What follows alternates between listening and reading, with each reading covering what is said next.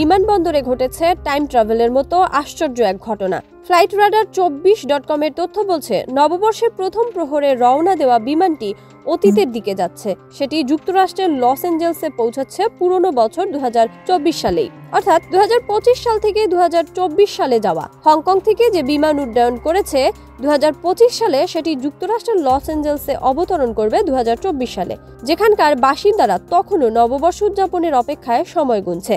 তথ্য বলছে, ক্যাথে প্যাসিফিকের একটি বিমান হংকং থেকে 2025 সালের 1 জানুয়ারি রাত 12:38 যাত্রা করে গন্তব্য যুক্তরাষ্ট্রের লস অ্যাঞ্জেলসের দিকে। সেখানে পৌঁছানোর সময় নির্ধারিত 2024 সালের 31 ডিসেম্বর রাত 8:55। আর সেটি এখন যে গতিতে চলছে তাতে আনুমানিক গত বছরের রাত 8:31 পৌঁছাতে পারে। এমনটি শুনতে বেশ আশ্চর্যজনক মনে হলেও বিষয়টি খুবই সাধারণ। পৃথিবীতে সূর্যের দেখা পাওয়ার তারতম্যই এই পার্থক্য গড়ে দিয়েছে। CNN এর এক প্রতিবেদন বলছে, 39টি ভিন্ন সময় অঞ্চল জুড়ে নতুন বছরকে স্বাগত জানাতে 26 ঘন্টা সময় লাগে। অর্থাৎ বিশ্বের সব অঞ্চলে নতুন বছর গণনা শুরু হতে 26 ঘন্টা অপেক্ষা করতে হয়।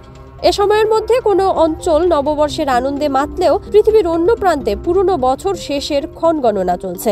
এ মারপ্যাচেই হংকংয়ে নববর্ষ এলেও যুক্তরাষ্ট্রে তখনও 2024 সাল।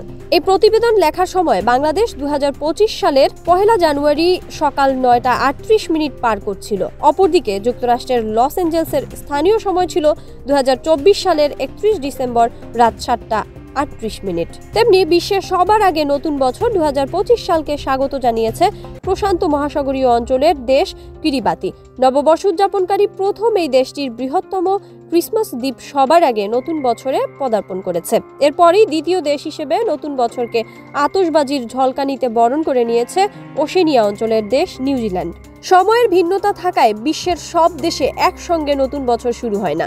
কোনো জায়গায় সবার আগে এবং কোনো জায়গায় সবার পরে নতুন বছর শুরু হবে। ভৌগোলিক অবস্থানের কারণে এমনটা হয়ে থাকে।